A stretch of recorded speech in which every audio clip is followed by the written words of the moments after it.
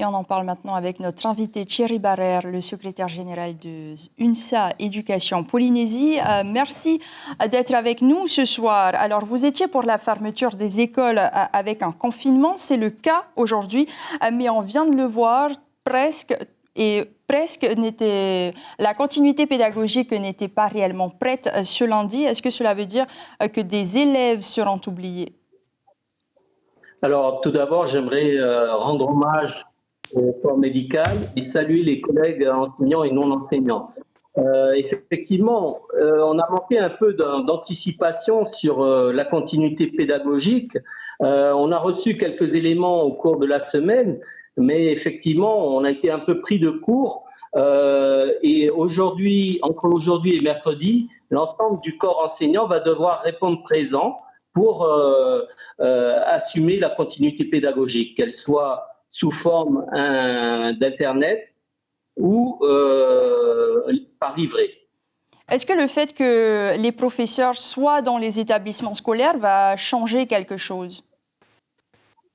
Alors, c'est important, enfin, en continuité pédagogique, si les personnels n'ont pas le matériel nécessaire chez eux pour se connecter ou pour appeler les enfants, ils peuvent venir dans les établissements. Il est important que chaque établissement puisse mettre à disposition le téléphone, Internet, un poste informatique pour qu'ils puissent garder le contact avec les élèves. Pour nous, l'essentiel, c'est de pouvoir garder le contact avec les élèves et les familles.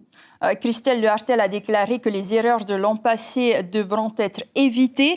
Est-ce que des alternatives ont été trouvées ou réfléchies pour éviter le décrochage scolaire notamment?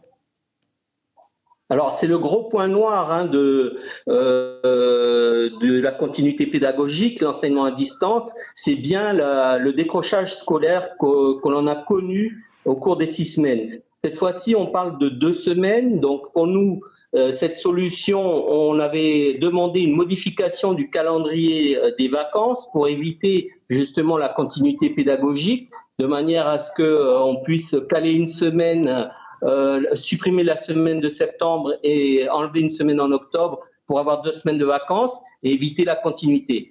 Mais cette continuité, aujourd'hui, elle est là et je sais que tous les collègues enseignants, non enseignants vont répondre présent pour assurer ce qu'il faudra pour les élèves du FENUO. Merci beaucoup Thierry Barrère d'avoir été en direct avec nous dans ce journal. Merci. L'information en continu sur Polynésie la première, Internet et réseaux sociaux.